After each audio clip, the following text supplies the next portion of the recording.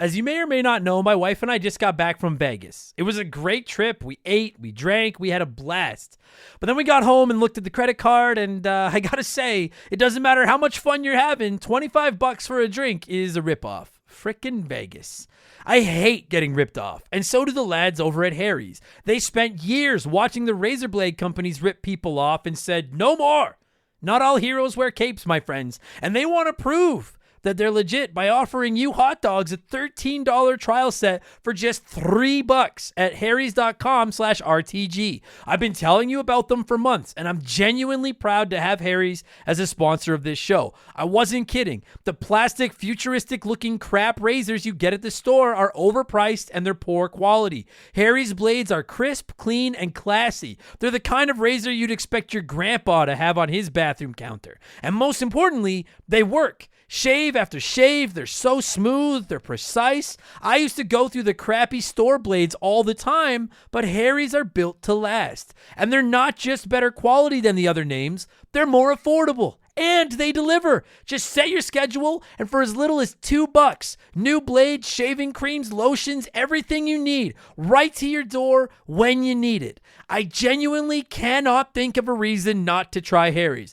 And I'm not just saying this because they're sponsors. They're the best shaving supplies I've ever used. Try them out, and if you're not happy, your shave's on them. And unlike the other subscriptions, they're really easy to cancel if you want to too, which is a nice bonus, but believe me, you're not going to want to cancel. Getting ripped off isn't funny. Switch to Harry's. Get started with a $13 trial set for just $3 at harrys.com/RTG. That's harrys.com/RTG for a $3 trial set.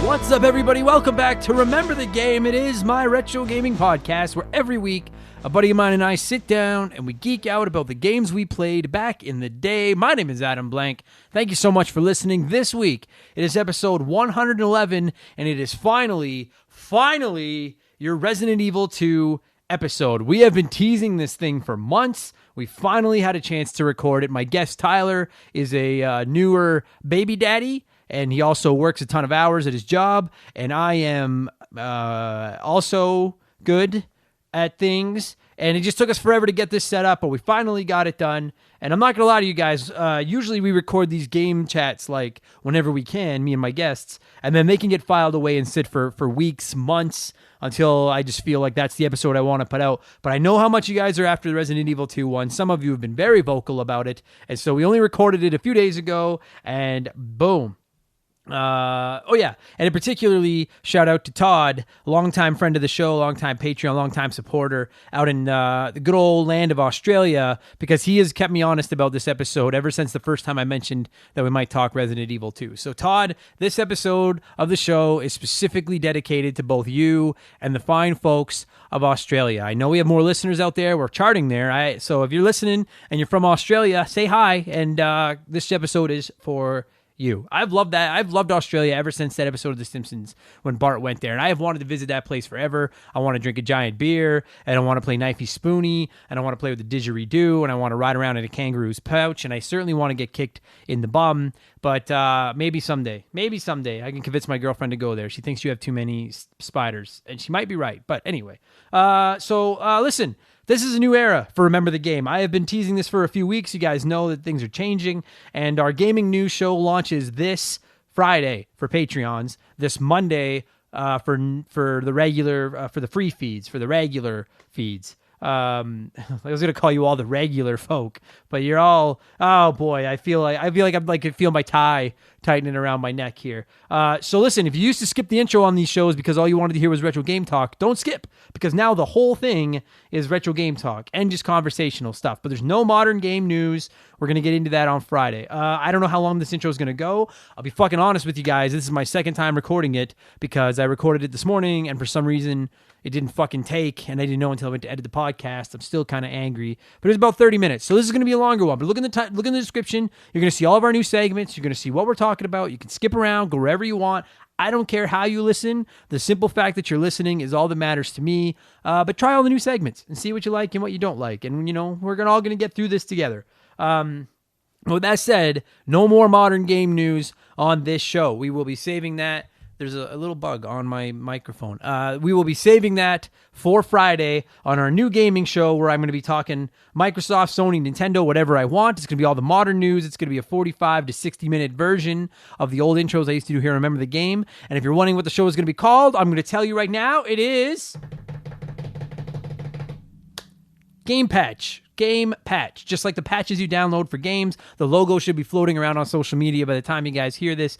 Well, no, I'll probably put it up like Wednesday. I don't know when I'll put it up, but you'll see it very soon. And I'm really excited about it. And so here's how this is going to work. If you support us on Patreon, you knew the plug was coming, you will have access to every episode of Game Patch Friday morning. I will upload them Thursday night, so they'll be ready for you Friday morning to help you get through your day at work. It'll be all the latest gaming news, and it'll be right there on your Patreon feed, the same feed you download Expansion Pass on, because Patreon is stubborn as fuck and won't let me have two secret exclusive podcast feeds. So it'll be right there with Expansion Pass on your phone or on your iPad or whatever it is, and you can listen to it and la la la la la. If you do not support us on Patreon, that's okay.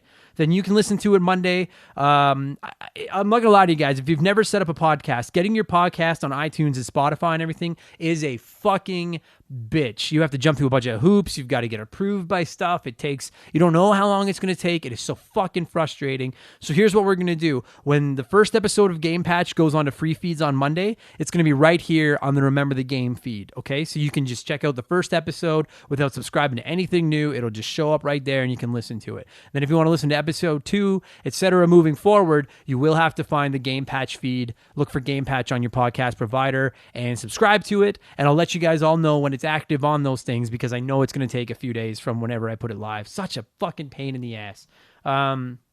But after week 1, you will have to subscribe to Game Patch on your own feed. But either way, I'm excited. It seems like a lot of you guys are excited. This is going to be a huge commitment for me. A lot of time put into this, a lot more work. But I think it's going to be a lot of fun, and I really think it's going to help out the show and the brand Remember the Game. And based on the response, you nerds are into this thing too, because Project Level Up is in full swing, and the support I've seen over on the Patreon device has been fucking insane. My goal is 200 supporters, and we jumped by almost 24 in the last 6-7 days, which is fucking insane. You guys have been rad. So for starters, a massive thank you to all of our newest Patreons since last week's episode, who are Aaron Lawson, Kevin Chincholo, Miklos Blackshaw, another stupid monkey. We're going to get a whole group of stupid monkeys.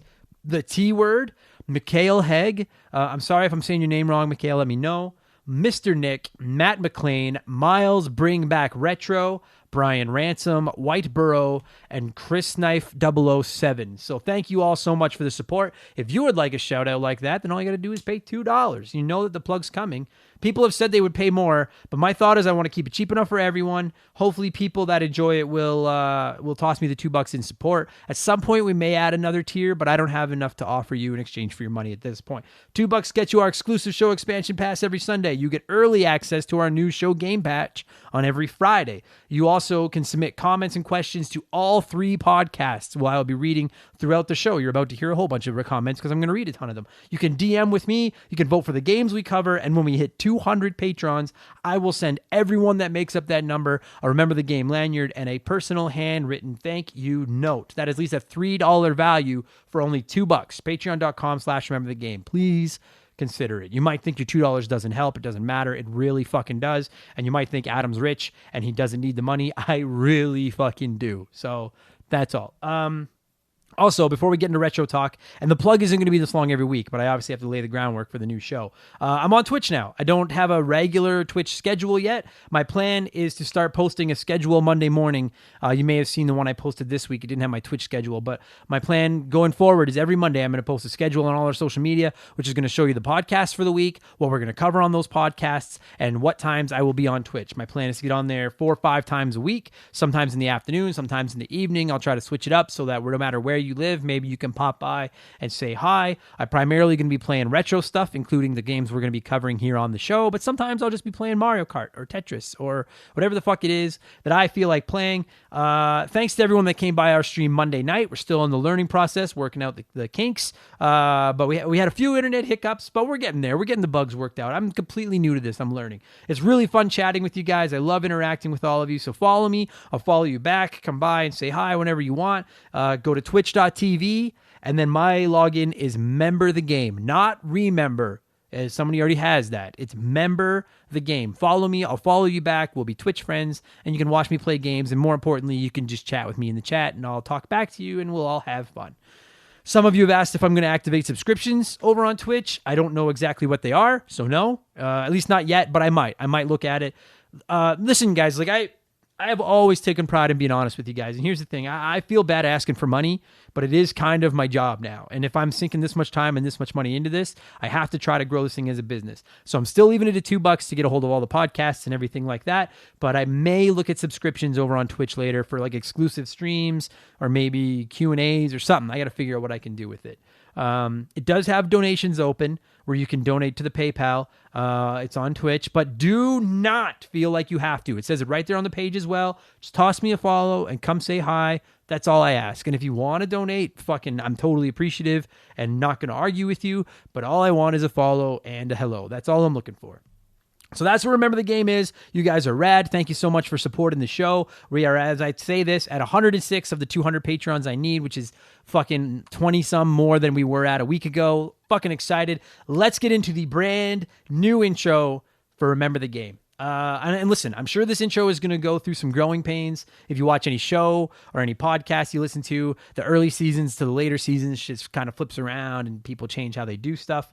But I do like the segments that we've got worked out, and we're going to see how these go. And I want to start every week with just a couple listener questions, comments, just stuff I'm taking off the Patreon page. And I used to read literally every comment and question you guys sent me. There's just too many now. But here's the thing. I do see them all. I keep track of whose comments I read, and I'm going to try to read different people's every week, try to get everyone in here. So if you're hesitant to comment, if you're already on the Patreon, or you're hesitant to sign up and comment because you think, well, he's never going to read my comments anyway, we don't have like 10,000 patrons or anything. I see every comment. I keep track of who I read. I promise I will get you on the show if you leave comments, okay? Leave it, have a take, make it controversial if you want, just make your point, make it, I don't even care if you make it entertaining, quite frankly. I'll find a way to make it entertaining. Just leave me your comments and I will get them on the show. I guarantee it, just maybe not every week, but I will try, I promise.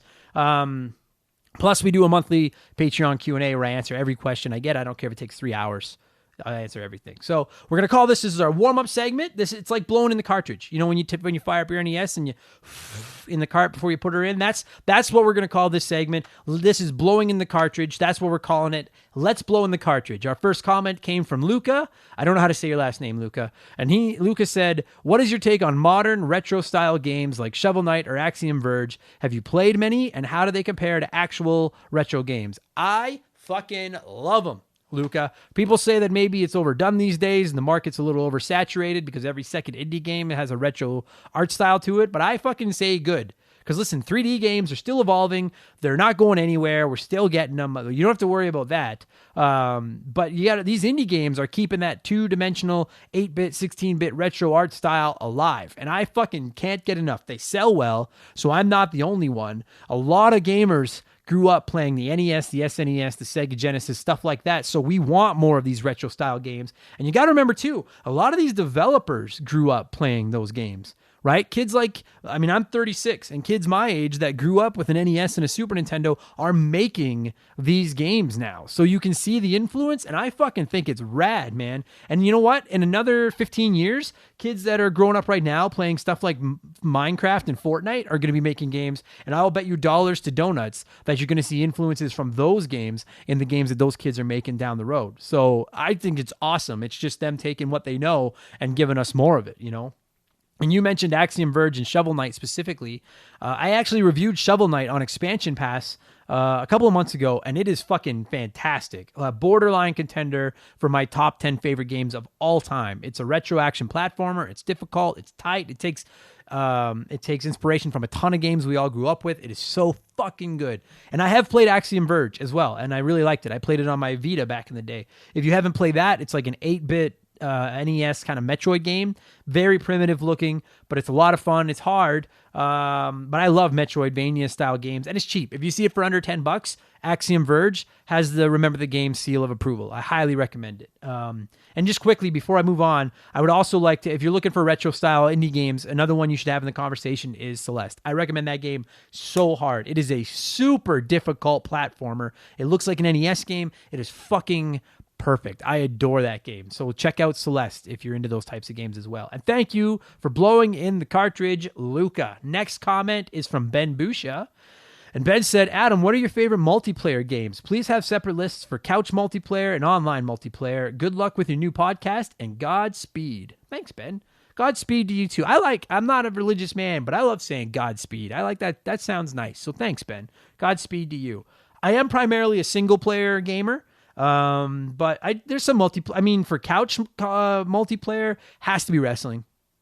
Has to be. The Nintendo 64 games are right up there with some of my favorite moments of all time. And that's right even through to the WWE 2K games. I know a lot of people shit on WWE 2K today, deservedly so, and I shit on them too. But some of my fondest memories, like my buddies and I could play Royal Rumbles in those fucking games for hours and just laugh. And it's so fun because a Royal Rumble is 30 wrestlers. So if you get eliminated from the match, you just get another wrestler and you get to keep playing. So fucking good. So those are my couch games by a mile, is wrestling. And fuck yeah, Overcooked 2. Shout out to Overcooked. If you've never played it, it's couch co-op, and you're gonna work together to cook food and serve customers at a restaurant, but at the same time you're gonna fight with each other because someone is gonna fuck up and you're all gonna get mad at each other. My girlfriend and I play it together. It's really easy to pick up and play. Particularly, I recommend the Switch version if you're playing in the same room as somebody, because you can just use the Joy-Cons. But yeah, it's resulted in some arguments. We've had to walk away from each other, but it's hella fun, man. I love it. As far as online multiplayer goes, Mario Kart 8 by a mile is my number one. You guys know I'm a Mario Kart junkie. Splatoon is fucking awesome. Tetris 99 is sick. Mario Kart and Tetris are some of my favorite franchises ever. And now having them online means that I can just find a competitive game of them whenever I want, because I don't have anyone living with me that's very good at Tetris or Mario Kart. But now I can just hop online and play it. If I start playing Mario Kart 8, before I know it, 3 hours is gone. And I've just wasted the night playing Mario Kart 8 online. Plus, fucking shout out to Nintendo, there's no voice chat. So that means that when kids beat me, they don't afterwards call me names that I can't fucking call them because I'm a 36-year-old man and I'll get in trouble. So yeah, those are my jam online. Thanks, Ben. Thanks for the support, buddy. And then Rome21 wrote in, and Daniel said, I've plugged many obscure and sometimes crappy games in the past, but one I haven't heard you talk about, let alone mention at all, is Evo Search.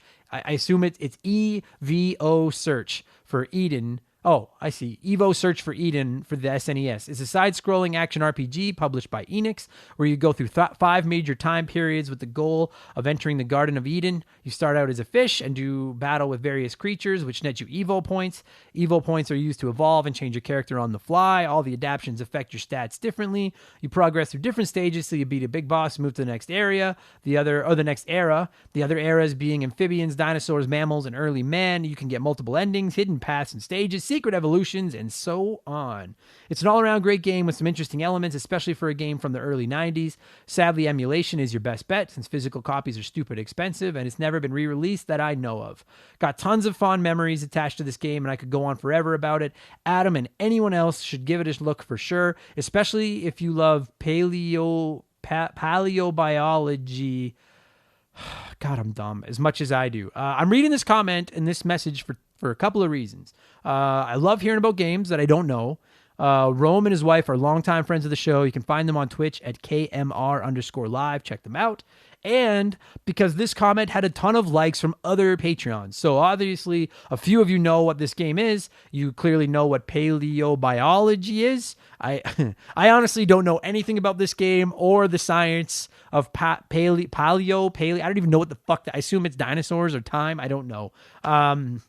Someone listening to this right now is like, this guy's a fucking idiot. But it does sound fun. So it's a game. If this is a game that all you paleobiologists want to hear about, let me know. And I'll try to get it on the old SNES there. So, and I have one more letter, comment, whatever you want to call it, to blow before we move on. And this is going to be the new home of letter time. It's a nice little conversation piece to start the show here. So with that said, it's letter time. It's letter time. And this one comes from Andy Baker. And Andy says, "Hey, Adam, I hope things are going well, man. Great work on the pod, and I'm really happy to see you expand." Thanks, Andy. I couldn't do it without you guys. And then Andy said, "Something I'd be curious to hear you talk about is that some time ago, I recall you posting a pic on Instagram from a trip to Japan. I believe you were doing a Mario Kart experience. I haven't heard you talk about your travels there much, but I would love to hear your thoughts on that trip and what it means to travel there as a gamer. I was there in 2016 and had a really transformative impact on how I understood gaming in Asia and the origin of some of my favorite games. Anyways, thanks again for the great show and best wishes through the rest of 2020. You too, Andy. God knows everybody needs some best wishes this fucking year. We got 4 more months and we're coming up on the final boss, and I don't want to know what the fuck it's going to be here in 2020. I didn't pick this letter to blow smoke up my own ass. I picked this letter to blow smoke up Japan's ass because I love that country so much. Love might not even be a strong enough word for how I feel about Japan. If I was presented with a chance to move there, I would have to think long and hard about it. I'm a proud Canadian. I love this country, but man, Japan is just I love it. My girlfriend and I went there in 2018 for a week. And like Andy mentioned, one of the things we did was a tour around Tokyo where you drive go-karts through the city. You follow a guide, but you're right there. You're driving alongside cars and trucks. You're going like 40, 50 miles an hour on these go-karts. You see the whole city. It's a couple hours long. It's fucking incredible. And they will let you dress up as Nintendo characters, which was just like... I dressed as Bowser. My girlfriend dressed as Peach. 2 other guys in our group that we didn't know dressed as Mario and Luigi, which was awesome. And then the other 2 people in our group dressed as Cookie Monster and a Minion. And I was really pissed off because it was like, dude, there's Yoshi, Donkey Kong, and Wario costumes right there. The 6 of us could be Mario Kart and we could be legendary. But instead, when you look at the fucking pictures we took in Japan on these go-karts, there's me and my girlfriend as Peach and Bowser, and then a Cookie Monster and Minion, and then Mario and Luigi. And it just, and I can't crop them out because they're right in the middle and I'm not very good at cropping. But then you rip around the city, and dude, you stop at traffic lights or stop signs or anything, and fucking people are smiling and waving at you and taking pictures of you. It is the coolest fucking thing. The coolest. They actually got sued by Nintendo, and they can't let people dress up as Nintendo characters anymore, unfortunately. But I'm telling you guys, like, the top 5 funnest things I've ever done. And just as far as the gaming culture goes there, it's insane. Dude, there's arcades everywhere, retro gaming stores everywhere. There's a chain there called Super Potato. And if you know Japanese gaming, you know it. I made my girlfriend walk across Tokyo just to visit Super Potato. And you go in, and it's like it's a store, but it's stacked on top of itself. So many stores over there are actually like really small floors, but they're like 4, 5, 6 stories high. And every floor is just video games, tons of old video games. They're all well preserved. They're packaged individually. And like, I had such a hard on in that store. I could have stayed there all day. It was so sick. And you can just tell how big gaming is there, like how entwined in the culture it is. Like Nintendo, Pokemon, Sega is fucking huge there. Retro gaming stores that aren't Super Potato are still all over the place. I went into so many. I could have bought so much, but I can't read Japanese, and I thought I'd have buyer's remorse if I came home with a bunch of Japanese video games that I didn't even know how to read or play. But I will say I had a Famicom Mini. If by chance you don't know, what the Famicom is, what they call the NES in Japan. That's what it was originally called. And so I had a Famicom Mini in my hand, and I changed my mind and put it back when we were there, and I'm just kicking myself to this day. Like, I don't collect a lot of trinkets, but I wish I had brought that thing home just to put it on my shelf with all my other mini consoles, even if I hadn't played it or anything. I loved it there. It feels like video games are to Japan what hockey is to Canada. Like, it's just their tradition. Maybe it's because I seeked it out. I don't know, but I was just in heaven. If we have any Japanese listeners, please get a hold of me because I would love to talk to you about Japanese gaming over there. It's so fucking dope. I can't recommend it enough. And the country is spotless and clean. The people are just nice and respectful, the nicest I've ever dealt with. The gaming environment is sick. They're very accommodating. Like, I speak nothing but English, and I had no trouble getting around. I adored Tokyo. Fucking best trip of my life. And then we went to Vietnam after Tokyo, and Vietnam was gorgeous, but I got the worst sunburn I've ever had and had to spend the last 3 days of the trip sitting in our resort hotel room playing Tropical Freeze and taking cold showers. But that's a story for another day. Japan was sick. So good start. That's our new intro. That is blowing in the cartridge. They don't have to be gaming comments. We're blowing in the cartridge here. You can blow it however you want.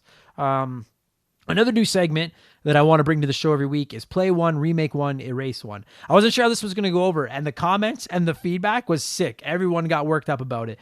I'll give you 3 retro games, and you can play one as it was released. You can remake one as a modern game, and the third game is erased forever. And this week's 3 games are the NES Mario Brothers trilogy: Super Mario Brothers, Super Mario Brothers 2, and Super Mario Brothers 3. And we got a ton of different takes on this, plus on social media and stuff. I can't possibly read all of them, so thank you to everyone that wrote in with your suggestions. I do have a few here, and it's interesting to hear the different takes. So listen, here we go. Charlie M said, Mario 3 is perfect, leave it as it is. Erase Mario 2 because it's not a real Mario game anyway. Mario 1 is a classic, and if they remake it somehow as like an HD third person, something crazy like that, I'm in. And Doug Dorn said the same thing. Doug Dorn flipped the two of them around. Leave the first Mario as it is. It's earned that right. Erase 2 and remake 3. And Keegan Wilson agreed. Play Mario 1. It literally saved video games, so it should be left as it is. Erase Mario 2. It's the weakest game. Remake Mario 3 in something like the new Super Mario Brothers style. And I'll tell you guys, an overwhelming majority erased Mario 2, and then they would either play Mario 1 and remake 3 or vice versa, depending on who it was. I know that Mario 2 is the freak game, but I just don't agree. I do not agree with erasing it. I like it too much, and I'm not the only one. Adam Anderson wrote in, great name, and Adam said, keep Mario 3 because it's a perfect NES game that's still playable today, and it's the one I revisit all the time. Remake Mario 2. It's a much different game as it wasn't originally a Mario game anyway. Lots of cool things could be done to modernize it. I'd love to see it. And erase Super Mario Brothers. Well, it's a revolutionary game. It's the one I revisit the least. It's hard to do, but I imagine a world where Mario 2 was the original introduction and it was followed up by Mario 3. And Joe Gillespie agreed. He said this could cause a stink, but play Mario 3, remake Mario 2, and kill Super Mario Brothers. And I just, I get it. I get what you guys are saying. Like, you would both keep Mario 3, remake 2, and get rid of the original, but that opens Pandora's box. That's like the grandfather clause in time travel. If you eliminate Super Mario Brothers, do Mario Brothers 2 and Mario Brothers 3 even exist to play and remake? See, there's your hook. Kevin Hufford wrote in, and Kevin nailed it. You keep Super Mario, remake Mario 2, and although unpopular, I would get rid of Mario 3. It's a great game for its time, but with Super Mario World on the SNES, they would easily take its place. Boom. Now, none of you are wrong. There's no wrong answers here, but Kevin is right. That is exactly what I would do as well, because I cannot bring myself to erase, remake, touch, or harm Super Mario Brothers in any way. If I could preserve one game for all time, it would be the original Super Mario Brothers. And I agree with everyone that wants to remake Mario 2. I know it's the freak game, but I love what it did. I'd remake it. I'd keep it 2D. I'd go with like an 8 to 16-bit kind of graphical style, better mechanics, tighter controls. It would be fucking awesome. Plus, you got to remember, if you get rid of Mario 2, there's no more Shy Guys. We don't know that Toad is a little beefcake. Princess Peach can't fly. You can't get rid of Mario. Plus, then we'd get stuck with Lost Levels. And nobody wants to fucking play Lost Levels. That game crushes souls, you guys. And I get that erasing Super Mario Brothers 3 is a criminal offense. But guess what? Skip the Dishes can't find my house. So I'm not too worried about the cops coming and arresting me for erasing Mario Brothers 3. And I love that game as much as the next person, but Kevin nailed it. You can have Super Mario World fill the void in your heart. It's a better game anyways. But thank you for all the responses. There was way too many. I couldn't get to all of them. I really enjoyed that. I want that to be a weekly thing here on the show. So keep your opinions coming and make sure your takes are as hot as possible. Don't worry about offending anybody. Just say what you would fucking do. I want to hear everybody's opinions on this. And this is where I would normally get into the actual retro gaming news if it existed. But I don't have any retro gaming news to bring up this week. So if there is retro gaming news on any given week, this is where you will find it. And it's funny because as I was looking for gaming news to talk about, there was a ton I wanted to talk about, but it's all modern games. And that's for the other show. That's for Game Patch. So I'm like, I got to stay away from that now. But it's like a rash that I just want to scratch and I can't. There's so much I want to talk about. And speaking of rash, fuck yeah, there we go. Boom. I just thought of it. There's your gaming news for the week. Battletoads comes out this Friday, and I know it's a modern game. It's on Xbox and Game Pass Windows. I get it's a modern game, but we all know it's a great tie-in to one of the greatest retro games of all time. One of the most, I shouldn't say greatest, but one of the most, I don't know if I want to say infamous either. One of the most well-known retro games of all time, and that is the original Battletoads. I gotta say, I'm pretty excited for this game. I'm assuming that I won't get any further than the speed bikes like I can't do in any other Battletoads game, but that's okay. I don't fucking care. I just want to play it. Streets of Rage 4 a couple months ago came out. It was a remake, or it was a new game in an ancient series, and it was awesome. Crash Bandicoot 4 comes out in a few weeks, and it looks fucking sick. Battletoads looks awesome. I am loving seeing these old game series be brought back in 2020 and having new games made out of them. Remakes and re-releases are cool. I know some people disagree, but as far as I'm concerned, more games are more games. But I'm loving the idea of you're reviving these old franchises and injecting new life into them with new games. I hope it continues. They seem to sell well. Maybe we'll finally get the Mario RPG sequel that we've all been fucking praying for forever. Like, gaming translates into that so much better than movies. Because you look at that new Ghostbusters movie from a few years ago, that fucking sucked. Indiana Jones was fucking garbage, the new one. Like, movies don't always translate into a new one 20 or 30 years later, but games, if done properly, do. And I'm really excited for fucking Battletoads. So that's the closest thing I had to retro news this week. If there isn't any retro news, I'm not going to give you any news. All right, we're just going to talk more video games. Good enough. I will get into what I've been playing, and then we'll talk Resident Evil 2. I actually haven't been playing much of anything. I've been such a busy week trying to get all the new shows up and get the fucking new laptop set up and get the Twitch stream figured out, and it's just like, it's been fucking crazy. But I have played some Pokemon Emerald, including streaming it on Twitch, because that won our Patreon poll and I got to cover it next week. So I guess, spoiler, there's what your episode 112 is going to be. So I definitely got to fucking finish that. I have been playing it. It's good, but like, it's just not grabbing me. Like, every time I fire it up, I'm like, I don't want to fucking play this. And I don't know if it's because I'm burned out on RPGs or if there's, I don't know. We'll get into it on the episode next week. I've been playing a little bit of Slay the Spire because, as you guys know, Slay the Spire is the unofficial official game of Remember the Game. It's fucking awesome. And I actually fired up Halo ODST on my Xbox on the Halo Master Chief Collection. I want to finish all the Halo campaigns before Halo Infinite comes out, and I've never played ODST, Reach, or 5. So I just want to go through all of them. Unfortunately, with Halo Infinite being delayed, I have more time to play them now. But that's it. That's what I've been playing. Let's get into Resident Evil 2. I know that's why some of you guys are here. And here's one more new segment. Before I get into the conversation with my guest and we talk about the game, I'm giving all of you over on the old Patreon service a chance to share your thoughts, your memories, your ideas, your criticisms of the games that we're going to talk about. So I quickly want to get to a couple of listeners' thoughts on Resident Evil 2. I know a lot of these games are as important to you guys and as special to you guys as they are to us. And every podcaster that starts a podcast dreams of having a community big enough that they can interact with them and read their comments and get them involved in the show. And we fucking have that now. And that's a big deal to me. It's incredibly important to me. And so I want to start sharing your guys' thoughts on the games that we're covering every week. So with that said, a couple of people's thoughts on Resident Evil 2, starting with the infamous Todd from Australia that has been up my ass to cover this game forever. And Todd says, bro, just quietly, I'm a little hard here. I remember this game when it came out, and all the hype in PlayStation Magazine blew me away. The eerie soundtrack to this masterpiece still gets me even to this day. And you know what? I'll be honest with you, dude. I also vividly remember the marketing campaigns in the old gaming magazines when this game came out. It was everywhere. That fucking cover art with the silver 2 with the red around and that face fucking peeking around the corner. That game was everywhere. And I didn't play it back in the day. I remember seeing those ads everywhere being like, what the fuck? I want to play Final Fantasy VII. I don't want to, what the fuck is this? And now I get it. Now I get the hype. Side note, we need gaming magazines back.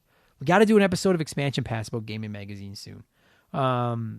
Fuck yeah. Good letter, Todd. Good job. Craig Killcup wrote in and said, if we're talking the original 98 version, it's a classic that really defines survival horror in the 90s. There's nothing like seeing Mr. X bowling through a wall while you're calmly walking down the hall and being set into a panic trying to get away from him. It's the first game in the series to offer multiple scenarios as well. Yes, it is. And then he said the remake did a great job capturing survival horror again, but it fell a little short in my opinion due to a lot of the story elements being taken out. Mr. X is more prominent and literally chases you around the police department, and when you don't see him but he's close, you can hear his heavy footsteps getting closer to you, which is really effective with a headset. It's very visually appealing, and overall it's just a great experience. You can tell they really put a lot of work into remaking this game.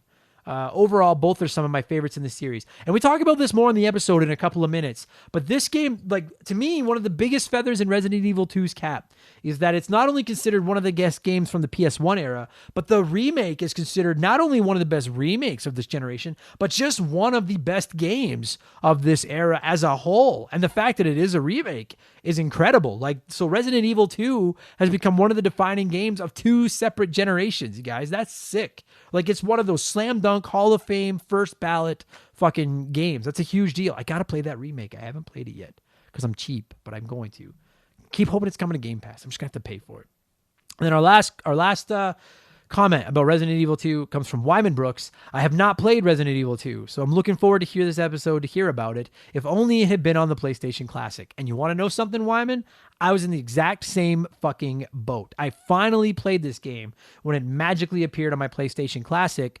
Nothing else needs to be said. But you're goddamn right, it should have been there all along. I talked about that on last Sunday's episode of Expansion Pass. You can listen to that there. But that's not about Expansion Pass. It's about Resident Evil 2 on the PlayStation 1. My buddy Tyler played the piss out of this game when it came out, and he's my guest this week. I'm going to cue some creepy-ass music, and we are finally going to talk Resident Evil 2, which originally released in North America on the Sony PlayStation on January 21st, 1998. Kick back, relax, wash your hands, grab your green herbs. Let's talk Resident Evil 2. Here we go. This show is sponsored by BetterHelp. Everyone that listens to this podcast knows about our illustrious CEO, my dog Molly. But the other silent partner behind the scenes is my wife. And let me tell you, my friends, a 17-year relationship with another person that has to talk to and live with you is a lot harder to maintain than one with a dog. We've had our ups and downs, and as you all know, a relationship isn't all sunshine and rainbows. They can be a lot of work. You get out what you put in when it comes to relationships, and talking to a therapist can be a fantastic way to put in some work. They can help you work through your issues, learn to communicate better, and even just provide you with an ear to bend when you need it. I've talked to my therapist about my relationships, especially when it came to my stand-up comedy career and how much I was away from home, and they helped me work on ways to keep my relationship strong even when I was out on the road. It turned out our relationship was actually better when I was out on the road, but that's a story for another day. And I know, right? Therapy. Who has the time these days? BetterHelp hears you, and they're making it easy. Fill out a quick form online, and they'll match you up with a therapist that suits your needs and that'll work around your schedule. You pick the meet times, and you can get your therapy fix from anywhere, over video, phone, or just chat. Become your own soulmate, whether you're looking for one or not. Visit BetterHelp.com/rememberthegame today to get 10% off your first month. That's BetterHelp, HELP.com/rememberthegame.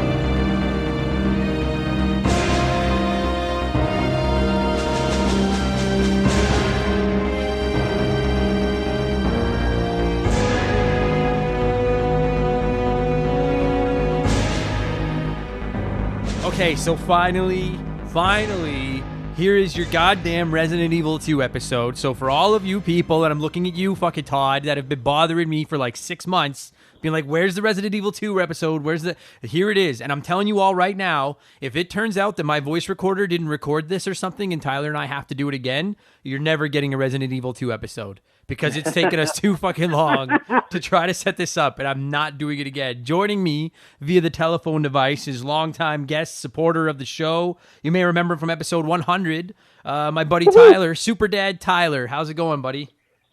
Good, really good. Busy, but good. Yeah, we have like I'm telling all of you guys like I'm not going to go into our personal lives, particularly Tyler's personal life, but like I will tell you we have been trying to set this up for a long time. I promise. It's not like we were just like, fuck, we'll do it later. We'll do it later. We have been trying so hard. So Tyler, who's a new dad, has put his child down for a nap, and I have got an hour to sneak in before I have to go help my girlfriend with something, and we're squeezing this in right now. Resident Evil 2. Tyler, this game sucks. You didn't like it? No, I'm kidding. It's pretty good. It Dude, that's the angriest I've ever heard you.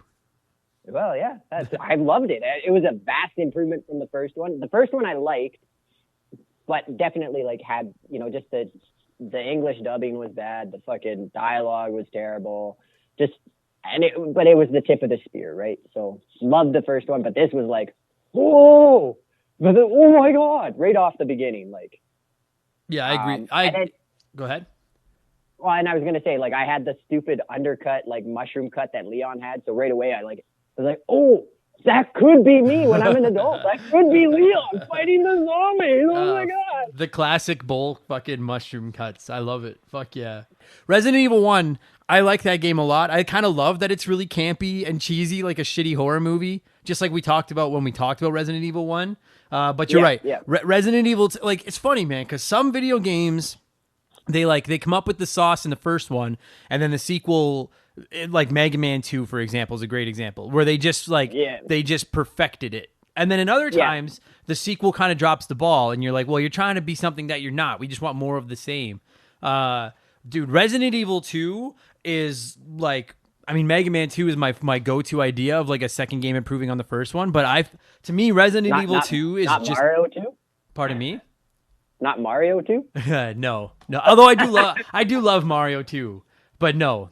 Mega Man 2 to me is like my go-to example of like a sequel being better than the original. But honestly, dude, like this game is just as like, to me, Resident Evil 1 to Resident Evil 2 is just as big of leap as Mega Man 1 from Mega Man 2. Resident Evil 2 is fucking awesome. It is so like, you're right, dude, right off the gate when you're fucking downtown and everything's like on fire and you're like, what the fuck? Right away, it was like, this is so much more like action packed than the first one. Oh yeah, like it plays like an action movie, like a survival horror action movie. Like that's how I felt the whole time, especially with Leon's story. And like right off the hop, he doesn't know what the fuck's going on, so it's just this like evolution of, oh my God, like zombie, like there's no you're discovering. So you didn't have to play the first game. You could play starting from the second game, depending on how old you are or when it came out or whatever point it was in your life, and right away you can connect with the main character, which is a really important aspect of storytelling. Like that's kind of one of those things that the first, like A New Hope and the first Star Wars movies, that they did really well, whereas the prequels didn't do as well, in that Luke Skywalker is the relatable character for so many people because he's this fucking hick farm boy, right? Same with Leon. He's the relatable character. He's the new guy. He doesn't know what's going on. And you can follow him through the story as he figures things out and then becomes like one of the most badass characters in the Resident Evil universe. Yeah. And you know what's really nuts is, and I'm sure there's other people out there like me, like I played Resident Evil 4 before I played Resident Evil 2. So I already knew Leon is like Leon's my guy because I love fucking Resident Evil 4. And then when I got to play this one, you're right. Like you relate to him right away because the dude is lost in this big city. He's a new cop. And he's like, what the fuck is going on? And I know what he becomes because of Resident Evil 4. So I was like, even if you've already played Resident Evil 4 and future games and you know what Leon becomes, like it's worth going back to this to see the origin of Leon. Because you're right. Like I think Leon's the coolest character in Resident Evil. And then like you said, just him and then Chris, they're like neck and neck for me. Yeah, I just don't have the same. I don't have the same build as Chris, so I'm like, fuck that guy. Yeah. Big arms. Whereas we're both clearly as cool as Leon. Fuck me. Or just a step below. But it was nuts. My hairline's not there anymore. I hear that. Fuck me. That's why I always wear my hat. But no, it was fucking nuts. Like I loved the idea of going into the city because as cool as the first game is and as creepy as that mansion is, like being in the mansion or else like in the garden behind the mansion for the whole game is kind of like, I didn't realize I wanted to get out of the mansion until I started playing Resident Evil 2. Do you know what I mean? And I was like, oh, this is so much better that I can fucking move around. And I thought that it was almost going to be too big and overwhelming. And it wasn't. Like, and I guess you spend a lot of Resident Evil 2 in the police station. You could argue that it's like the mansion. But even being in the police station to me was more fun than being in the mansion. Yeah, no, for sure. And just the weapons that were available to you, it felt like everything was more and more polished. The puzzles were similar. So you kind of had that familiarity, like, oh, I don't have to figure out how to do everything. It's like, oh, this is going to be important. You knew what to save. Even just the like fighting a liquor, you fight a liquor right off, like probably in the first 15 minutes, like just having, instead of just zombie after zombie after zombie for the first, I don't know, I felt like for the first half an hour or something, I didn't see anything different in Resident Evil 1. I also played it when I was quite a bit younger and a little bit like, well, I'm still just as dumb as I was then. So yeah, but you're right. Like like by the end of Resident Evil 1, as fun as Resident Evil 1 is, like by the end of it's, I don't want to say it's repetitive, but like it kind of is. Do you know what I mean? Like it's not, and I don't mean that in a bad way, because it's really fun and they throw in the dogs and shit like that. But I just constantly switching out the environments in this one and having to go down into the sewers and do all this stuff. And the fact that you can play as two different characters with two different stories that are running side by side, like it's just right. Really, really all they would have had to do with Resident Evil 2 if they had wanted to is take Leon, put him in the police station, and basically make the same game. Make Resident Evil 1 all over again, but in a different building with a different character. And you know what I mean? Like they could have just kept churning those out if they'd wanted to. And it would have been just fine. They probably would have sold. People would have liked them. But that they really fucking went to town on this. Like, to me, Resident Evil 1 was them trying something. Resident Evil 2 was them being like, let's make this into a franchise. You know what I mean? Like, let's make this something people have to play. Right. And then even the villains, like in Resident Evil 1, like, wow, whatever, spoiler alert, Wesker betraying you, like, that's a big plot twist, right? Mm-hmm. But in 2, having William Birkin, and you kind of empathize with his situation and his daughter and, wife, like, so the villain has this whole fucking backstory that just makes it more human. He's just not like the maniacal, like, I'm the traitor, piece of shit. Like he has, motives that are empathetic to anybody who would be in that situation, right? Like he's obsessed with his work. It's his life's work. He's trying to save his family, save himself. Like, the G virus instead of just the T virus, like they just take everything to that next level. Having Ada Wong in there and having like a love, like a very like James Bond style love story with Leon and Ada, where it's not necessarily a love story, but there's that attraction. And then that same kind of like, espionage, like it just has a little bit of everything in it. Yeah. Like it almost, like I forgot about Ada. Like I'm not shitting on Resident Evil 2 because I think for me, Resident Evil 2 would be my number 2 Resident Evil game after Resident Evil 4. But like I feel like this was like, because like I don't want to get into Resident Evil 3 very much because we'll end up doing it. I have my buddy Patrick has been asking me to do Resident Evil 3 forever as well. I didn't like Resident Evil 3 as much as 2. I felt like 3, it started to get silly a little bit. As awesome as Nemesis is, it started to get silly. Whereas Resident Evil 2 to me, like adding in like Ada and Mr. X, and you got fucking the 2 character and all that shit. Like I feel like it came up to the edge of almost trying to cram in too much. But I feel like it didn't quite go over it. Do you know what I mean? Like, I didn't feel overwhelmed at the end. Like, if I had played this game when it came out, I would have been foaming at the mouth to get my hands on Resident Evil 3. Like, foaming at the mouth to be like, what the fuck? What's going to happen next? Oh, yeah. And that's definitely, like, the place I was in, and especially because 3 takes place pretty much parallel. Like, it's one of those, it's not like the next story. It's the story taking place at the same time as 2. Yeah. Just in a different part of the city with different characters, right? Yeah.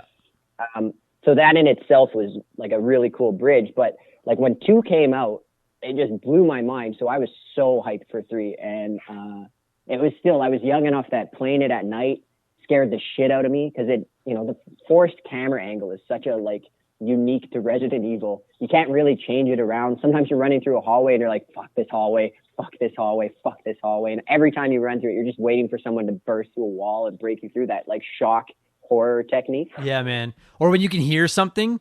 Oh, yeah. Like when you go into a room and you can hear like a the claws clattering or something. Yeah, but you don't know where they are because the camera can't move. Like, or you hear like a drip, right? You'll hear like the drip from a pipe, and you're like, fuck, that's such a weird ambient audio effect. Like, why, thinking, I was in radio and television in MCHS at the time. So like all those little details are stuff that, the radio and television teacher would harp on you as like, these are storytelling techniques. So it's like foreshadowing, right? So it's in the back of my mind, like, why is there a drip in this room, but you never hear that anywhere else? It's not like just a normal ambient audio. And then later you run in the room and the pipe bursts and a fucking alligator comes out or something. Yeah, you know what I mean? Yeah, like these games are like, they're legitimately, even to this day, like I'm a 36-year-old man who has played games like The Last of Us. I know there's Outlast, there's the Resident Evil remakes. I get that there are scarier games today than Resident Evil 2 was back in the late 90s on the original PlayStation. But to this day, if you've never played it, you're going through and it's fucking creepy, especially at night. And you can hear those sounds. Like, it's a massive tip of the cap to Capcom that they were able to make a game this creepy with the hardware they had on the original PlayStation.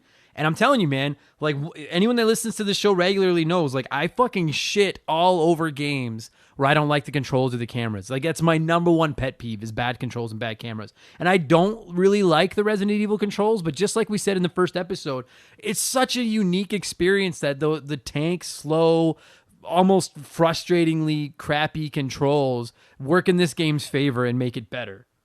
Like I really admire that they were like, hey, this guy clearly handles like a shopping cart. We don't let them turn the camera at all. People are going to die based on the controls, and it doesn't take away from the experience. It adds to it. That's insane. Yeah. No, exactly. It's one of the things I really like about the Gears of War series is that the controls enhance the game. Like, the wall jumping and stuff like that in Gears, it just makes it so that it's part of the fun. And if you can, whether by accident or on purpose, create something like that where if the controls are a little bit janky or the movement has such a unique flow to it that it enhances the game, like that's a win. You can lose points on storyline because that enhances the gameplay and the experience, right? Yeah, absolutely. Yeah.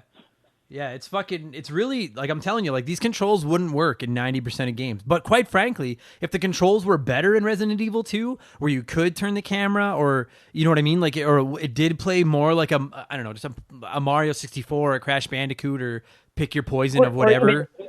Or even the Uncharted series, where it's more of an action-based game. You can control the camera angle, but it becomes an action game. Like I feel like that's what they did with a little bit in 4, but more like 5, where I didn't feel like I was playing a horror game in 5. I felt like I was playing an action game. Yeah, 5, and I will say, listen, like I actually really like Resident Evil 5, but like it's completely different. Multiplayer. Yeah. Well, that's a different topic. We'll get into that. It's insane. Like even Resident Evil 4, like now that I've played the original trilogy and I'm more familiar with the roots of Resident Evil, I see Resident Evil 4 and I'm like, they really, like I get how people were talking about what an incredible deviation from the original gameplay Resident Evil 4 was. And this isn't about Resident Evil 4. This is about Resident Evil 2. But like tip of the hat to Resident Evil 4 for them reinventing a franchise people loved and people being like, this is even better. Like this is fucking unreal. But like, Resident Evil 2, I know I keep repeating myself. I'm such a stickler for my controls. That's my number one thing. I don't care if the game looks good. I don't care if it sounds good. I don't care if the story makes a lot of sense or not. Is it fun? And is it easy to control? And this game is not easy to control, but I never, ever once found myself angry at the controls because it was just so slow. And it just makes it so fucking tense because you're like, if a bad guy really gets the drop on me, I'm not going to be able to stop him because of these fucking controls. And that adds to it. Like, I fucking love that. Loved it. Yeah. That's where you have the shotgun and you never use any of your ammunition. You're like, just in case. Yeah. Just in case. Yeah. And that's, and I've ranted about that a million times. I'm the guy that finishes an RPG with 20 game overs and 45 elixirs in his item bag because I refuse to use them because I got to save them for later, even though I should have just fucking used them. And the same thing in this. I got a hold of a shotgun. If I've got like 4 bullets for that, like 4 shells for that shotgun, I'm like, I have got to be on death's door before I use one of these fucking shells because I cannot afford to waste any of this. And that's another thing is, does this game have difficulty modes? I can't remember if it does. I know Resident Evil 3 did. I can't remember if 2 did. Because I didn't find this game as hard as Resident Evil 1. No, it definitely wasn't. But 1 was new. I don't know if you played it when it was new, but I found 1 hard because I was younger and like, I think it was probably when PlayStation 1 first came out, that was probably one of the first games I played on the PlayStation 1 was Resident Evil 1 and then Lara Croft, like Tomb Raider. Right. And I was so used to like Super Nintendo and maybe N64 at that time. So it was just like a whole like mind-boggling experience. And it wasn't until Final Fantasy VII came out that I was like, oh, I have to get this system. So it was just very like foreign to me, right? Yeah. And you know what? Yeah, and you might have brought up a good point. Like maybe part of the reason this game didn't seem so hard was just because if you've played the original, you at least have a poor man's grasp of those weird controls. Because like really, same as like, again, I'm sorry I keep bringing it up, but same as Resident Evil 4, people like when they re-released it on Switch, people were just like, dude, these controls don't work anymore. And I'm like, they do. Just give it an hour and then you'll be like, oh yeah, okay, this makes sense. And it was the same thing when I hopped into Resident Evil 2. It just took a few minutes for that muscle memory from Resident Evil 1 to come back, and then I was like, these controls aren't that bad. Like I know what to do now. Do you know what I mean? And because another thing, dude, that I fucking love about this game, that's a great transition by me, fucking rights, is there's zombies everywhere, and you just learn not to fight all of them. Like just run past them. Do you know what I mean? And you figure out how to run past them without getting caught with these weird ass tank controls. Because you go into like some of these rooms in the police station and stuff. Like there's a room right to the on the right side of the main hallway when you come in, and you go into the room and there's like tables throughout the middle of the room, and it's like a donut around them, kind of like a rectangular donut shape around them. And there's like 3 or 4 zombies just slowly dragging around in there. And instead of wasting bullets or anything fighting them, you can just kind of lure them all to one side of the table, then run around the other way, grab the gear out of the safe, and then run out of the room without even, like, they're not even really much of a threat if you know how to outsmart them. Do you know what I mean? Yeah. And I love that mechanic, because that's what I think of when I think of zombies. I don't want a ton of fast running, we'll eat you, like Night of the Living Dead zombie. You know what I mean? Like, I want fucking slow moving Shaun of the Dead zombies that I can just outsmart. So that's like, so in Resident I was too dumb to figure this out in Resident Evil 1, but in Resident Evil 2, my buddy and I, what we would do is have the knife.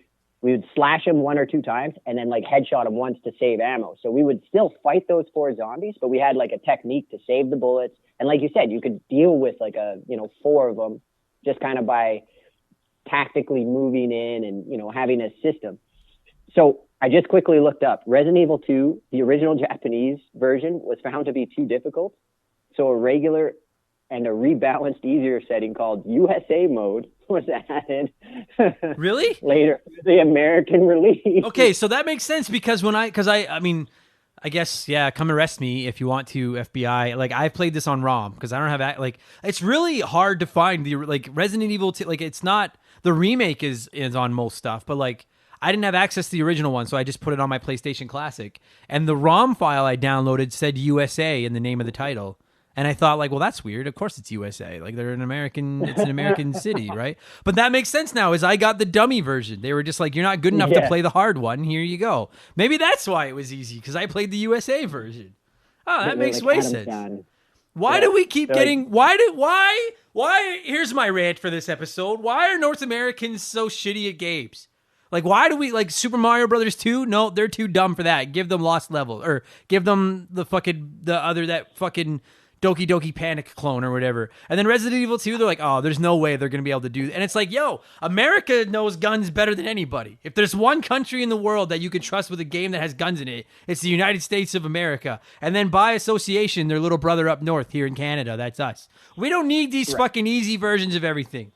Make it... I think it has to do with, like, the fundamental philosophy that our countries approach games with. So in, like, Asian countries like Japan, Korea, maybe other countries, I just know Japan and Korea and China take video gaming really seriously.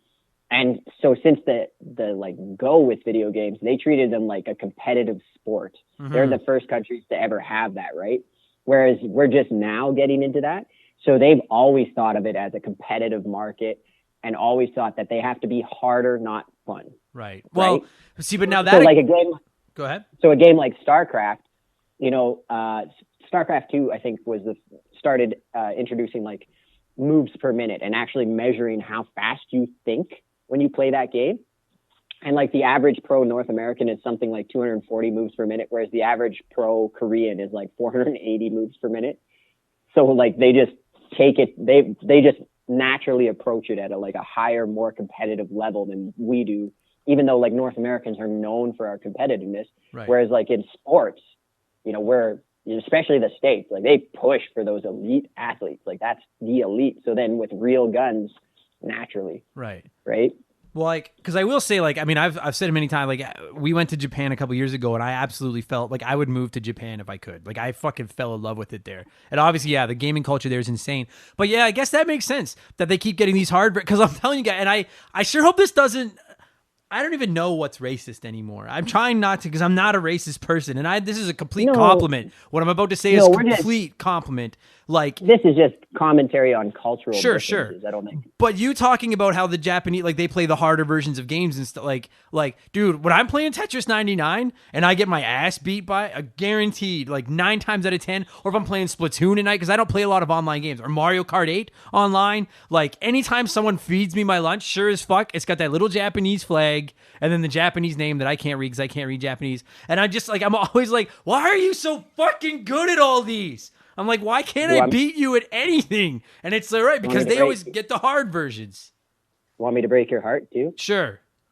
It's a 12-year-old. I know! I know! That's the problem. I'm like, there's some fucking 12-year-old kid sitting on the other side of the world right now laughing at me because I'm not very... And it's like, yo, put me in a matchup of Mario Kart 8 against 10 Canadians, and I'm like, yeah, I'll be, again, like, top 3. I'm fucking confident I can finish in the top 3. No problem. Americans, too. North Americans, no problem. But then when those fucking Japanese players start popping up, I get like, I'm like, oh, fuck me. Because I'm about to get my ass kicked. But now it makes sense because they train on the hard versions of games and then send us the soft ones so that we're never as good.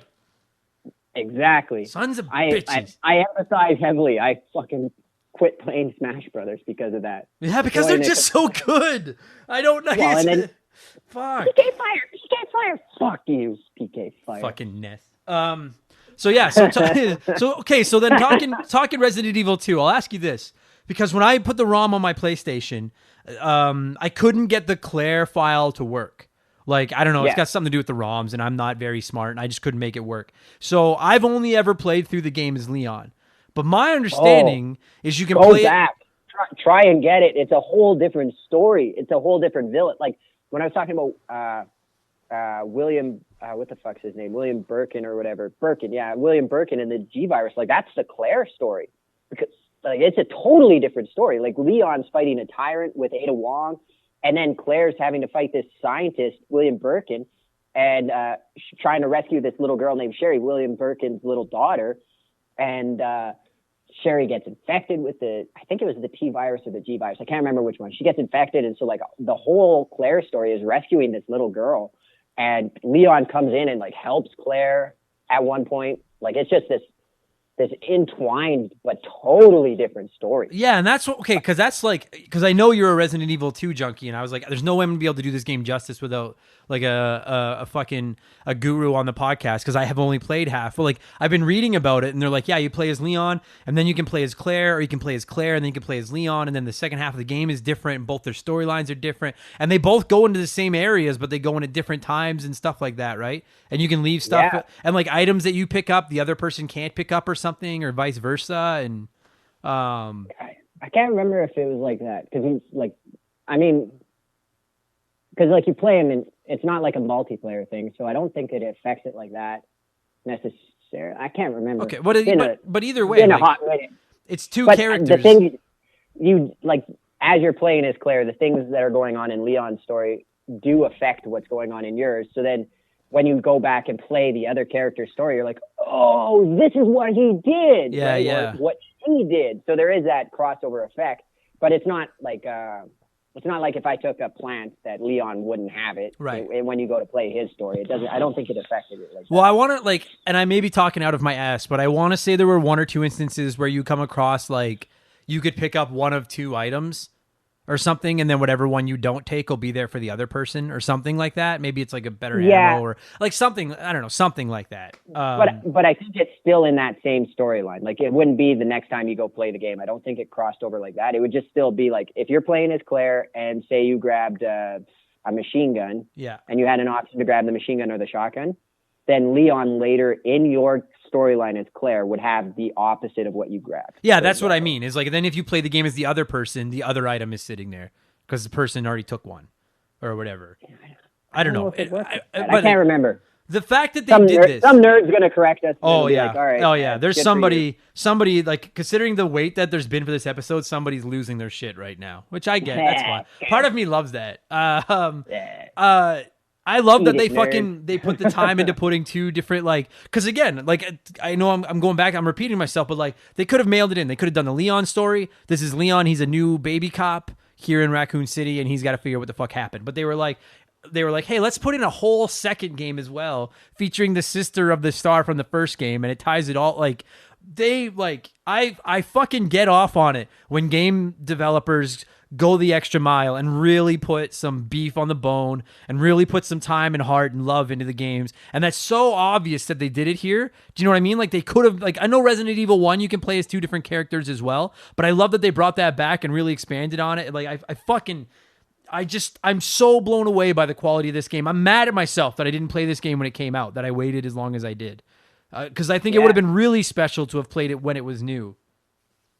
Oh, yeah, for sure. And then I'm pretty sure it's this one or it's Resident Evil 3, but I think it was Resident Evil 2. If you beat it in a certain time, a certain way, I think you couldn't save. You had to play it through. And it takes about 2 hours maybe to beat it if you know what you're doing, right? So I think it was if you beat it without saving, it unlocked then a third character and a third mode where you played as this Umbrella Special Forces dude named Hunk. So you wake up in a sewer and you have a little MP5 and I'm pretty sure it was Resident Evil 2 that you could do that. I didn't know that. That's fucking awesome.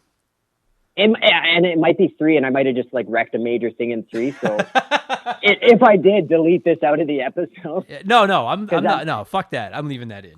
No, fuck that. Let's ruin some lives. Let's fucking do it.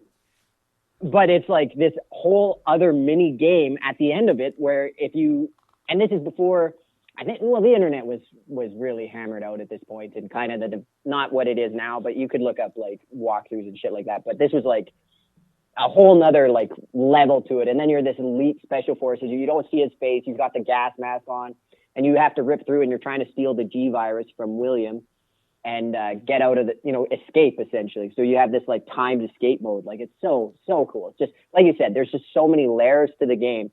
And when a developer does that, man, right on. You put the effort in. I can see it. I appreciate it. It's like the Halo developers, right? Yeah. They put their heart and soul into that game. Yeah. Yeah. And that's what makes me now that I've played it and I know a lot more about what's going on in it and all the extra stuff in it and things like that. I'm not only do I understand why it's as beloved and respected as it is as a game, but I'm happy that it's gotten that recognition. You know what I mean? Because there are some great games and some deep games that just never get, for one reason or another, they just never get the love that they deserve. And I love that this, what's so nuts about Resident Evil 2 is everybody, when you look up the lists of the best games on the PlayStation and stuff like that, Resident Evil 2 is always in the top 3.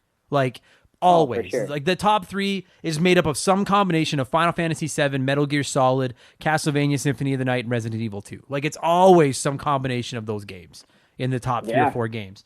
And it's not only is this game the most beloved Resident Evil game on the PlayStation, one of the most beloved PlayStation games, one of the most beloved Resident Evil games, but then they remade it and people are you just took a great game and made it even better. Resident Evil 2 Remake was a contender for Game of the Year last year.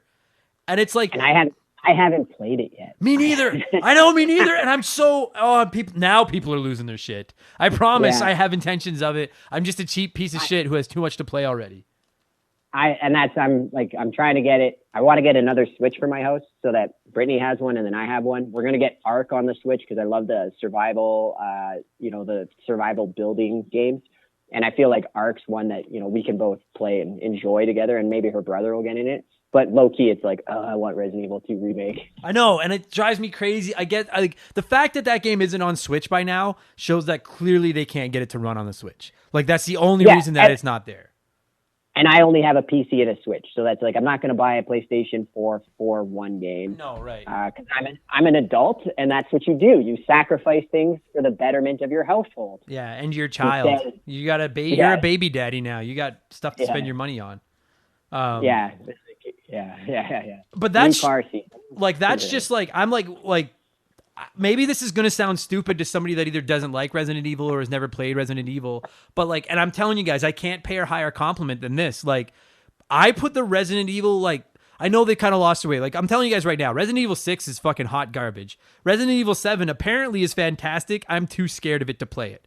But of the original, like, of Resident Evil 1 to 5, I'm like, to me, 4 and 2 are the like blow away standouts. And I legitimately put those games on the same pedestal that I put my favorite Mario games, my favorite Zelda games, nice. the Mario Karts. Like, I can't pay it higher praise than that. Resident Evil 2 is fucking incredible. And it's so fun running around a police station and running around this destroyed city. And then you get to do it as two different people. And there's Mr. X and all these creepy fucking characters showing up. And Ada Wong is there. And the stories intertwined with each other. And they tie back to Resident Evil 1. And it's campy, but it's not campy. And it's just fucking so good. Like, there has not been another retro game that I've played for the first time to prepare for this podcast that I was angrier that I didn't get to experience when it was new as this one. Like, I have replayed probably 15 or 20 retro games, or I've played them for the first time to get ready for an episode of this show, and none of them was I like, oh, I wish I had played this when it was new and fresh as I did with Resident Evil 2. Because it would have been so much fun. I would have put so many hours into this game, locked in my fucking bedroom, just getting scared out of my fucking mind, running around this city. Like, I probably played it 10 times per character when it first came out. Like, it was the game I played a ton. And then Resident Evil 3 same thing. Replayed it probably 10 times. Time trials, just little games to try and beat it, try to unlock, like, all that shit.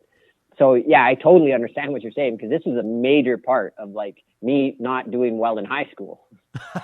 Is Resident Evil 2? I get it. Mine was Tony Hawk, so I get it. Yeah, the Tony Hawk games. I almost didn't graduate because of Tony Hawk Pro Skater. I think Resident Evil 2, I was still in junior high, but that's kind of when I fell off. I don't know. Yeah. No, it's like, dude, yeah, like Capcom, dude. And I can't believe I never thought of this until right now. That shows how stupid I am. When I was talking about how Mega Man to Mega Man 2 was such an evolutionary jump, that's Capcom. And so is Resident Evil to Resident Evil 2. How fucking infuriating is it? Like, I know that we just got Mega Man 11, and I know that Resident Evil 8 is coming right away, and Resident Evil 7 was awesome, but it's like, you look at Capcom and you're just like, dude, you guys could be like right there with Nintendo and Naughty Dog, and just like at the top of the top, you've got these franchises everybody wants to play more and more and more of. Why is it Resident Evil 2 on the Switch? Like, just the regular game. Even if we can't have the remake, just fucking give us the regular game. You know how many people would experience that for the first time and fucking love it? Like, you've got this. Give us the game. And even building on that, like, even Capcom's Street Fighter to Street Fighter 2 was just such an evolutionary jump. They're so good at that. Yeah, right. It's like they deserve a mount. I mean, obviously they have franchises that we all love. Capcom, like, I like Capcom games, like. But except I hate Street Fighter, but that's whatever. But you're right, yeah, that's 3 for 3. That they took against somebody who trapped you in a corner with Chun-Li, isn't it? No, it's a computer doing it, dude. When I was getting ready to record that episode, I fired up the computer and I couldn't beat one. I'm so bad at fighting games. I was like, fuck, I hate this game. But you're right. So that's 3 for 3, where they've taken a game where they've laid out a groundwork and a blueprint and been like, hey, I want to make a franchise out of this, and then they've made it into a franchise. And they could have simply just mailed it in and made more of the same, but they didn't. And I think that's really cool. And like, Resident Evil 2 deserves all the love that it gets. I cannot suck this game's dick enough. Like, I was so blown away by it. The only beef I have with it is that I really want to play both sides, and I don't know if it's available anywhere. I don't know. I gotta look to see. I don't think it's on the PlayStation Store. I think you can only buy the new one. I don't think you can buy the original one. Maybe on Vita. I'm looking right now. I'm not sure. See, and I'm waiting for the PlayStation, for it to be ported to the PC, and then I'll play it. That's the only way I'll be able to. I can't, unless my cousin gets it and then I go fart around at his place, or you get it and COVID, our own like biohazard fucking debacle clears up and start hanging out. Yeah, someday. Fuck me. 2 years from now, they're saying, like, it's brutal. Yeah. The zombie apocalypse didn't last this long in Resident Evil. No, you're right. Or maybe it did. It lasted way longer. Yeah, way longer. They nuked Raccoon City. I don't know. Did you? We gotta figure this out. So I gotta ask you too. Like, where did you play this? Did you play it on PlayStation or did you play it on 64? PlayStation. Okay, Because, like, I'm just reading, like, the Wikipedia page about it, and I guess a ton of people, like, were saying that the Nintendo 64 version was better because the analog stick, like, made it better and stuff like that. I could see that for aiming and stuff. Like, that would have been a game changer. And you didn't need dual sticks for a game like this. Like, just the one would have been great, because as soon as you have to aim down your gun to start, like, that was one of the exciting parts of it. Like, the mechanic of, like, you can't just run and gun. You have to, like, stop, aim, shoot a few rounds, and then run, and it doesn't necessarily parallel real life, but I don't know. I've tried to shoot a gun while running, and it is not easy. Yeah. And not something I would recommend to anyone. And going back to, like, what we've been saying, I think if you had been able to run and gun in this game, it may not have broken it, but it certainly wouldn't. That slow, methodical tank control and the having to stand still to shoot and the up, down, or straight ahead, like, that all adds to it. Like, it's not the simple fact of the matter is, like, the bad guys aren't big and scary enough to work if you've got real controls. Do you know what I mean? Like, if you can play like a regular video game, the bad guys are nowhere near dangerous enough to stop you. But when they're slow and dumb and easy to fight, but you're slow and dumb and easy to kill, then it kind of balances out and works really, really well. Yeah, exactly. Fucking love. Oh God, I love this game. I'm just reading right now, and unless the Wikipedia page is out of date, it says it's been released on the PlayStation, Windows, Nintendo 64, Dreamcast, and GameCube. That's it, and then the remake. I'm just like. I mean, maybe it's because the remake is on the PC yet, though, is it? It says remake was released for PS4, Xbox One, and Windows in 2019. Oh, sweet. So, I'm going to check that out. But, like, and so I get that maybe the reason they haven't put it on other stuff is because they would rather sell you the remakes. But it's just, like, this is something we talked about when we talked gaming preservation on the show a little while ago and stuff like that. Like, some of these phenomenal games need to just be out there for all of us to, like, just throw it on the fucking eShop for $10. Do you know what I mean? Like, they won't. On it. Like, what's that? They'll make money on it. Lots of guys love going back and playing the retro game. Like exactly. I'd buy the original. I would get that in a heartbeat for $10, and that's in my wheelhouse for financial planning when you have a family. Yeah, me too. I'd buy it in a heartbeat. I gotta play that. We gotta play that fucking remake. I'm so sick and tired of reading about how phenomenal that remake was, and I was like, "There's no way I'm playing that till I play the original." And now that I've played the original, and not only have I played the original, but I have a serious crush on the original. I'm like, okay, now I got to see what this fucking remake is all about because it looks dope. And like, I legitimately really like the story in this one. Like, the story in the first one, I thought was kind of stupid, quite frankly. Like, it was more about scaring me than about telling a great story. But I enjoy the story in this one. Right. And that's kind of like I was saying, even just the translation in the port was way better. You don't have lines like Claire, the master of lockpicking. Yeah. That so one just cheesy. I love it. Fuck yeah, man. Have you ever gone and watched a YouTube video of the like Resident Evil timeline and tried to see so much like Final Fantasy VII or Castlevania, like it's just one of these like Japanese storytelling techniques where I just maybe don't get the culture as deeply as I should for how much I enjoy things that come out of the culture. Yeah. If you get a chance, go on YouTube, watch like a full overarching like Resident Evil timeline and a Castlevania timeline, because it is insane. Like these are storylines where it's like, oh, I get it. Zombies, viruses. Oh, cool. And then you watch the storyline, you're like, I didn't get that. Yeah. This is why they dumb it down. This is why they dumb it down for us Westerners. Yeah. I'm an idiot. Oh, I see. Like, here I am saying how great this story is in this game and how much I love this game. But, like, if you ask me, hey, Adam, what's the story from Resident Evil 1? I'd be like, well, they're in a mansion. They can't leave because there's zombie dogs outside. And now they're fighting zombies in this mansion. And then it'd be like, okay, well, what's the story in Resident Evil 2? Like, while they're in the city with the zombies that were at the mansion, and one of them is a cop that doesn't know what's happening, and the other one is the sister of the guy from the mansion who doesn't know where her brother is. And they'd be like, well, what's the story from Resident? And then, and then apparently they look into where the zombie or the virus came from, but there's different kinds of the virus, and then there's a fucking crazy guy running around trying to get his virus back, and then there's a girl in a dress who's really good at karate that fights people too. And then it'd be like, well, what's the story to Resident Evil 3? There's a big zombie guy out to kill all the cops. Yeah, so then there's nothing touching on like Wesker, the family that runs Umbrella, and how they're trying to achieve immortality, and it's this whole monarchy, and the old dude is trying to transfer his conscience, and there's a whole like convoluted story and like Code Veronica starts to touch on it, and there's these twins, and dude, the yeah, whole like fucking thing is like. When I started diving into it, I was like, "Oh man, I'm dumb." yeah, and if I have a criticism of the Resident Evil series other than Resident Evil 6, because I fucking hate that game, it's that like, and maybe I just haven't paid enough attention and tried hard enough to learn the backstory, but I'm like, to me, if I was in charge of Resident Evil, the backstory would have been simple. These people created this virus. You can decide why, if it was a cure or a weapon or whatever. The virus got out, and now the whole world's turning into zombies. Do you know what I mean? Like, I don't know if I would have gotten into all this extra stuff, because now, like, if I have a criticism, like I said, of this franchise, it's much like Metal Gear Solid, where I'm just like, I have no fucking idea what is going on in the overarching world of this game. Like, no fucking clue. And like I was saying, I think that's just like a cultural thing. Like, I think that's how the Japanese tell stories. Like, their storytelling technique is to have like this surface level and then this whole other thing that if you just want to focus on what's going on, face value, and you know, that happens in North America too. Definitely there's layered stories like that, but it just seems to be prevalent in like a lot of their content that they put out. And it is, you know, you can get as deep as you want, or you can just, there's zombies and that's how it is. Yeah. I mean, like, yeah, that's a legitimate, like a very fair point, is that it really is a get out what you put in.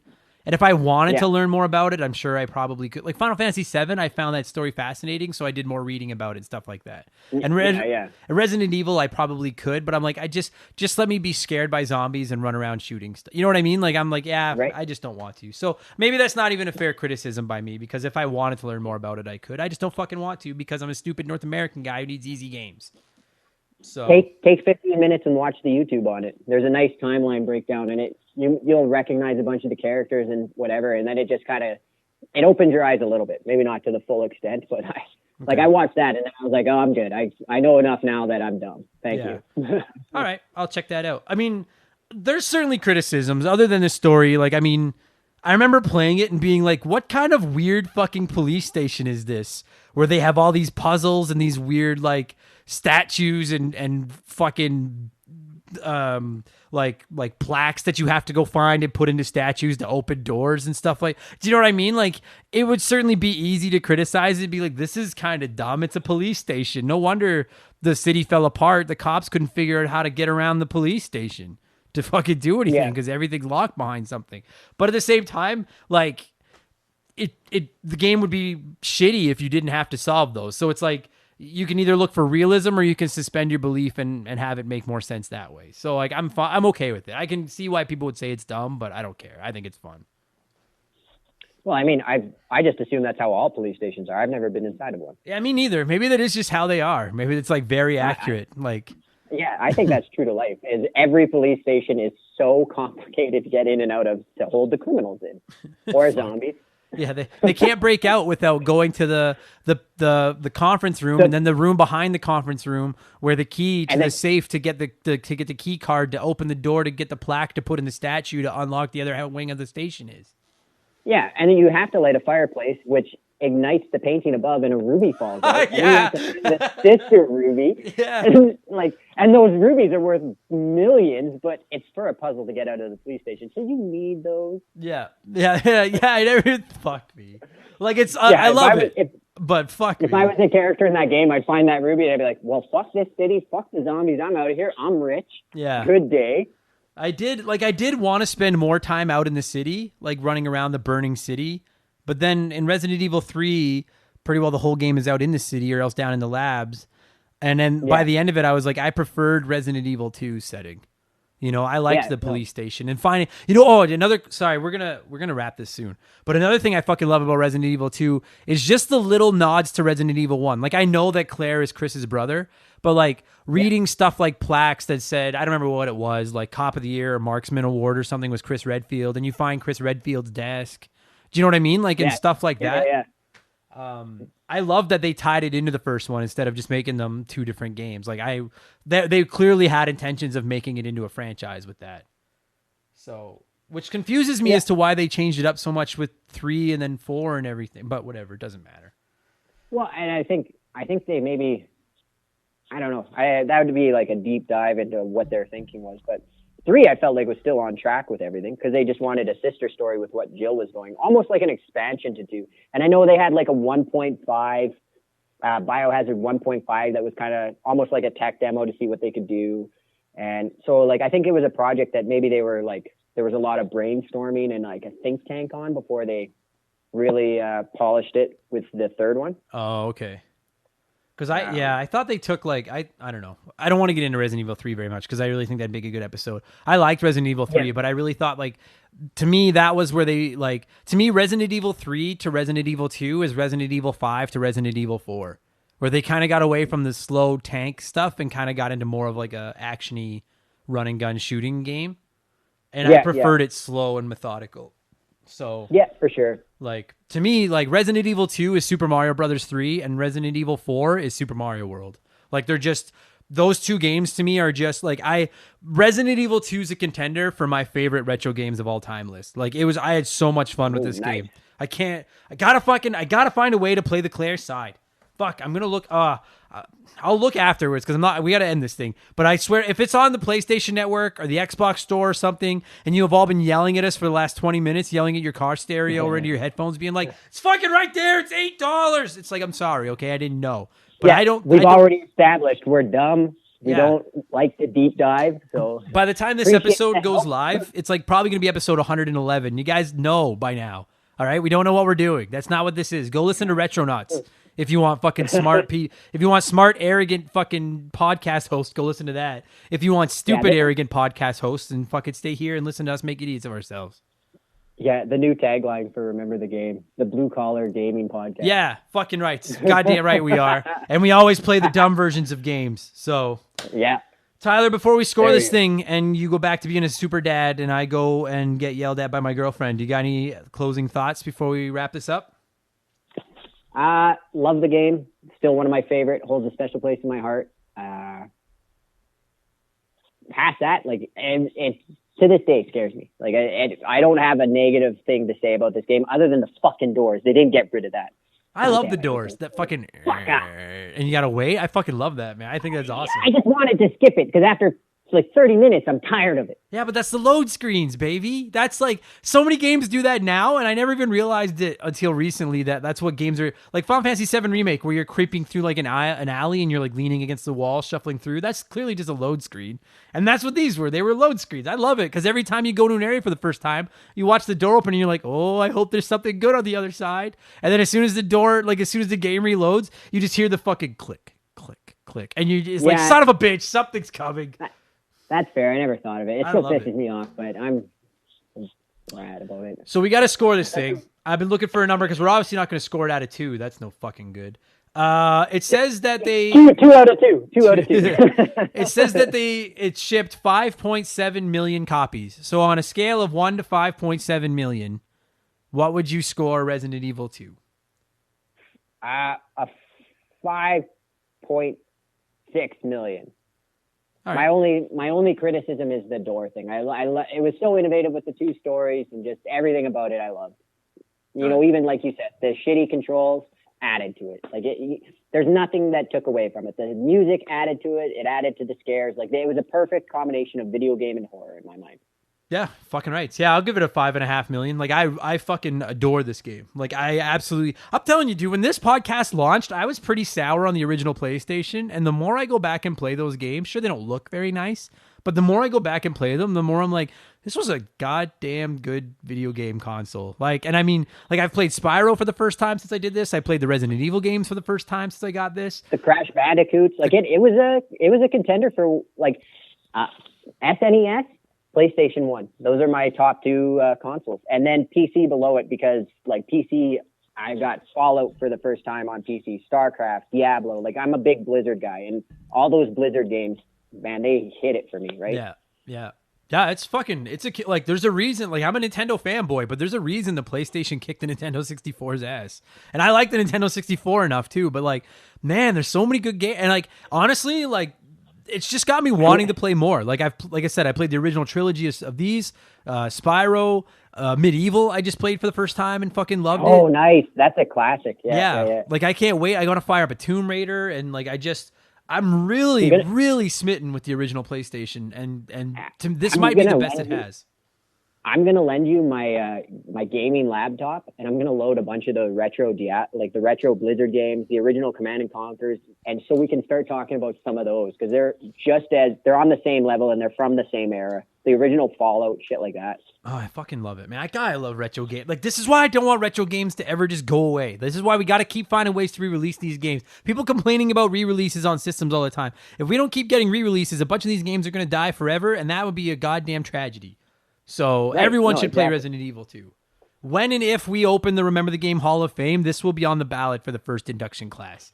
So, Tyler, thanks for taking time away from being a baby daddy and working like a champ to do this with me. I really appreciate it. And all of you that have been waiting for this episode, I hope that you finally have a little bit of closure and we can then move on to where's the Resident Evil 3 episode, which is now what I'll hear for the next 6 months. So, but thanks for doing this, buddy. I really appreciate it. Yeah, no problem. Thanks for being patient and putting it together. Like all of the guests obviously really appreciate the hard work you put into it. And since we are obviously very busy and it's like hurting your retro video game cats to get us together. No, anytime, buddy. I love it. I fucking love it. You guys are the best. So thank you for doing this.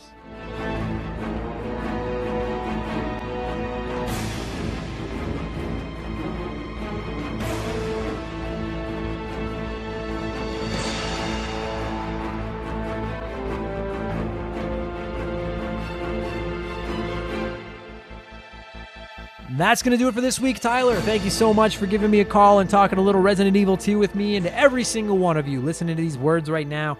Thank you so much for listening to our show. Whether this is your first episode, your 111th episode, I don't care. I appreciate that you're part of our community. You are fucking welcome here, and please just, subscribe and hang around, and let's just take over the retro gaming world together, one step at a time. And if you're enjoying what we do, please consider supporting us on Patreon. It's only $2. You get extra podcasts. You can get your comments read on the show. You get a ton of stuff. Go to our webpage, rememberthegamepodcast.com, to read all about it. When we hit 200 Patreons, you're all getting a lanyard from Remember the Game and a handwritten note by me. It may not sound like much, but it's fucking $2. What do you want? And also follow me on Twitch, twitch.tv, or just go to Twitch, whatever, and look for Member the Game. Not remember, Member the Game. I'll be on there 4 or 5 days a week. You can chat with me, see the games that I'm playing. We can make to be best friends, and it'll be a lot of fun. And that's it. That's it for the episode, you guys. And I'll follow you back on Twitch too if you want to do it. So that's it. If you're on our Patreon, you guys get ready for Game Patch. The first episode drops on your Patreon feed on Friday. If you are not on our Patreon feed, get ready for Game Patch because you're going to hear it right here on the Remember the Game feed Monday morning. All of your best gaming news. I'm really excited. Thanks for listening. I'll talk to you again soon. Take it easy and cheers. Remember the Game is brought to you by our Patreons. It simply couldn't exist without their support, and I would like to take a moment to thank everybody that has supported us at patreon.com/rememberthegame. So a huge thank you to Aaron Cuphall, No, you know what? I'm not editing this out. You guys get the real dirt. A huge thank you to Aaron Cuphall, Aaron Lawson, Adam Anderson, Adam Oshirello, Alex Martinez, Andre, Andrew Castro, Andrew Halupchuk, Andrew Wright, Andy Baker, Another Stupid Monkey, April Zane, Batter Barhumi, Bearded XP, Ben Bulyu, Ben Busha, Ben Drinkin, Bradley McHugh, Brandon O'Brien, Brian McKay, Brian Ransom, Bullfrog, Charlie M, Chris Campbell, Chris Fleury, Chris Wilson, Chuck Schlarp, Corey, Craig Kilcup, Craig Rutt, Crash Bandicoot, Chris Knife 007, Curtis White, Dan T, Dario Omen, Dave L, Dave McGee, Dave Thompson, Desert Tortoise, Duhow, Doug Dorn, Dustin L, Dylan, Eric Cannard, Evan Refuse, Fraser Burns, Gary C, Jin and Chris, James Clark, Jason Adams, Jason Cortez, Jeff Johnson from Game on GNT, Jeffrey Mathis, Joe Buck, Joe Gillespie, Joe Mack, Jordan, Josh Morgan, Josh from the Press Start to Join podcast, Kate Roberts, Casey Rarick, Keegan Wilson, Kevin Chicholo, Kevin Donlin, Kevin Hufford, Cryptovox, Kyle Paul, Lane Orr, Leon Knapsagog, Les Winan, Lord Egbert, Luca, Mackenzie Wheeler, Mark McHugh, Mark 209, Matt Brown, Matt McLean, Michael Mathis, Michael Haig, Miklos Blackshaw, Miles Bring Back Retro, Mr. Nick, Nathan W, Nick Sills, No Juan Cares, Rex, Robert Fuchsia, Robert L, Rome 21, Ryan White, Scott Brooks, Scott V, Sean Razine, Sharonic, Slick Rick, Stupid Monkey, The Bevins Girls, The T Word, Todd, Tony, Travis, Tyler, Vladstein, White Burrow, Wyman Brooks, and Yamcha. Thank you all so much for supporting the show. I really appreciate it, and I hope you all enjoy your first episode of Game Patch on Friday. Take it easy, you guys. Cheers.